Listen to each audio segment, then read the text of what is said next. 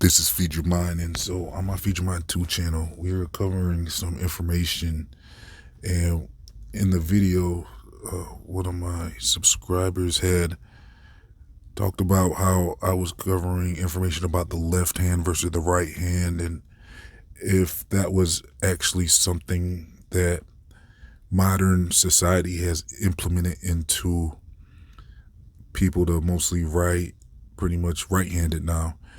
And so they say, like, well, scientifically, they like to say if you use your right hand, you're using more of your left hand side of your brain. And if you're using your left hand, you're using more of your right side of the brain. And so the left-handed people would be more creative and be able to see through things and, like see things in alternative ways and stuff. And then like and most people are right-handed, so they would be more logical thinkers, more scientific minded.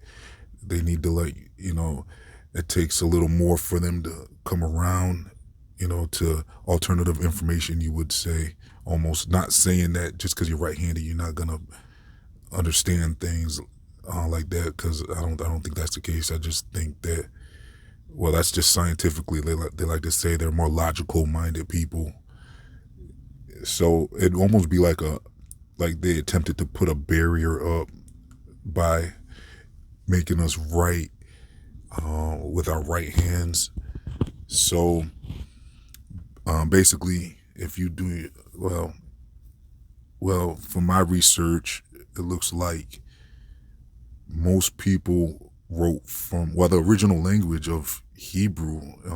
I think it was Paleo Hebrew, even, where they say that's like one of the most ancient languages ever, and they even use like pictures. But a lot of our letters actually reflect the pictures. Like A looks like a temple, looks like a pyramid, and B, C. It's like each letter actually, they're saying it has much more deeper meaning and they're actually pictographs still. They're still picture formed letters.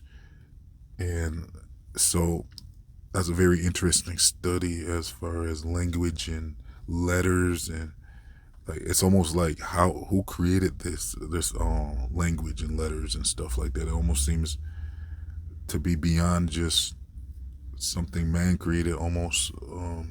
But anyways, with ancient writing usually occurring from right to left, that means modern civilization is basically writing backwards now, and we think that's normal because when you look at, well, the Tetragrammaton, for example, YHWH, in its most ancient form, or even its more modern forms, you can see how it's basically, you can see it's definitely right to left. You would read that, so that's evidence that people really did look at things backwards. And then we're actually looking at things backwards because they're more ancient. So that's very interesting. So we're gonna do a poll, so be on the lookout for that poll. I'm gonna release it with this video or the next day, and we're gonna find out how many of you out there are left-handed versus right-handed, just to kind of see, the percentage. I'm definitely expecting most people to be right-handed, but I want to see if there's an abnormally high amount of left-handed people that understand information like we cover. I'm actually left-handed. I write with my left hand, but I can also use my right hand for a lot of things other than writing. But when it comes to writing, it's definitely left-handed. I've been trying to practice being both-handed at some times, but yeah, I mean, because I just feel like that's kind of something to practice anyways, just using both sides, being able to use both hands. And I feel like that might possibly be a good thing for your mind. I was thinking to use, so you can fluently use both sides of your brain properly. But they like to tell us to just, like, that would be a great subject in school. Just like make sure everybody learns how to use both, write with both hands. That would be very interesting to see the results of how if that would have any effects on humanity. But when we get into the left hand thing, I mean, well, since I'm left-handed, like some might suspect is, well, I've actually been brainstorming on it. So I was wondering, like, is it possible that's anything to do with genetic memory? Now, I don't know what you all think about genetic memory. I actually haven't even really covered that very much, or even really thought about it very much. So I might have to do a whole video on that. But as far as genetic memory, I mean, they do kind of say there's something in our genetic code where, well, you can see it in nature, like with animals. You can see like how chickens, like how do they know to sit on the egg? You know, they know what to do. Like, and that old tale with the scorpion and the I think it was a turtle or something. So there was a flood, and the scorpion had to ride. Well, the turtle offered for the scorpion to ride on his back, and then the scorpion, well, he said, don't sting me, and I'll get you across the river or whatever. And the scorpion said, okay. And then as they was riding, the scorpion stung the turtle, and the turtle died. Well, before he died, he said, like, why did you do that? Like, you know, like we would have been good if you would have just not done that. Everything, you know. And then the scorpion was like, it's in my nature, you know, to do that. So there's something like coded. That's where I'm getting with genetic memory, as far as like, it sounds like there could be something to that information for sure. I mean, some might, well, I know the pagan world, they would go as, well, I don't know if they're just all pagans, but I know there's religions and all types of philosophies that would even go as far as to say reincarnation, which I know with Christians, that's pretty much a no-go. Like, a lot of Christians would like be like, no, like that's like something they wouldn't even consider. So, but I wonder if there's anything to genetic memory, or is that like a scientific thing, or is that just a philosophy? And that's what we're gonna figure out if I actually do a video on that on its own. So we'll figure out if there's something to that. But like I said, there does seem to be like just something in people's nature where they just, you know, have this code, and then it's like some people like become evil. Now you could kind of like say, like, okay, was this person, you know, like what made this person like that? Was it their upbringing, or is there something that's just not right with these people, with some people? I don't know if that's has anything to do with genetic memory. There's also phobias where you can kind of relate to that, where some people have even went as far as to say is a phobia, possibly genetic memory. The more extreme people would say is a reincarnation related, where if you're afraid of something like lightning or spiders or something, is it something to do with something that had happened maybe in your DNA that you're recalling? Or like I said, the other extreme religious people would say like something that happened in a past life. But I don't really want to go there with you guys with that past life stuff and reincarnation stuff, because I think pretty much, I don't know, let me know what you think about that stuff, but I've heard that's kind of pretty much like something that is a very like pagan idea or something, you know. So I don't really like going there. But as like I said, the genetic code thing, that kind of seems like there could be something to that. I mean, we're all related to, you know, we all go back. Our bloodlines go very far back. If you're here today in this present world, like, that means that your blood has been passed on for generations. And they're saying like some things are picked up in your DNA, and there's traits and stuff, you know, we know that for sure. There's traits, and the thing is there behavior related to that?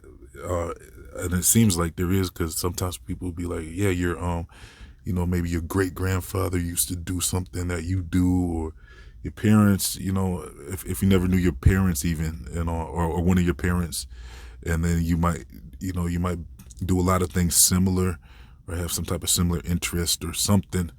And it's like, wow, is that genetically passed on? You know, that behavior, that how would you even know that? You never even met your, you know, that parent or that ancient ancestor, or, you know, some type of thing where they're catching that you're doing something that Like, how would you know that? So I definitely think there's probably something to this whole genetic memory thing. That sounds, that sounds pretty possible.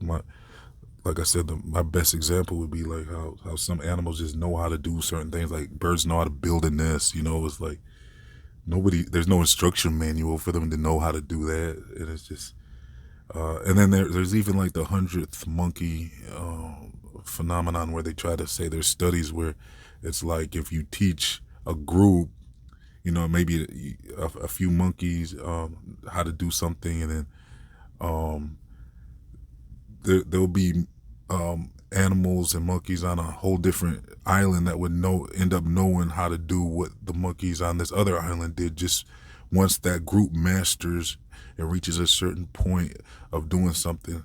It's like the whole species learns it almost. So that's one thing that is very interesting. It's like if there's like a point, like it's like groupthink, and then that comes into, well, that actually starts going into the information that I never thought I would share with you all about. Well, I think I might have covered it before, but as far as individualism versus group, like as far as people, there might be more to individualism than you think. Like, are things really individual? Or is everything kind of connected? And that would go into the whole quantum world thing, where are things kind of energetically connected, as far as everything's just, from the source, which would be the creator, and everything's just kind of connected to that. In a way, everything is like, it'd be like a water droplet. It's part of an ocean. It's part of, like, yeah, the water can have its own, you can have a puddle, but eventually it goes back up into the clouds and rains back down, and possibly will end up one day being just the ocean, and the ocean is like one thing. So could there be like an ocean of life, and an ocean of consciousness, and an ocean of reality even? So it's pretty interesting, like how they talk about groups, and if more than one gather together, there's more power in that. So like if you get a good portion of the world to figure out something, would that be kind of just part of the code of humanity after that? Possibly, I don't know. But this was a brainstorm video, so we're just kind of breaking down this information, trying to see what we can get out of it and figure out and build on. So that's pretty much all I was going to share with you today about the left-handed thing. So be on the lookout for that poll I'm going to do. We're going to figure out how many people are left-handed versus right-handed, and do you think it has anything to do with genetic memory or anything like that? Let me know your thoughts in the comment section. I'm accepting $1 donations if you want to help keep this channel online. They try to silence a lot of my videos, so listener support helps keep things going over here. Feed your mind. It's just like leave your waiter a dollar tip or something. I also leave a link to my Feed Your Mind 2 channel. I'm going to be over there dropping videos all the time on different subjects I don't cover on this channel. So that link will be in the comment section, in the description box as well. I also leave links to my social media, plus much more. So please like, comment, share, and subscribe. This has been Feed Your Mind signing off.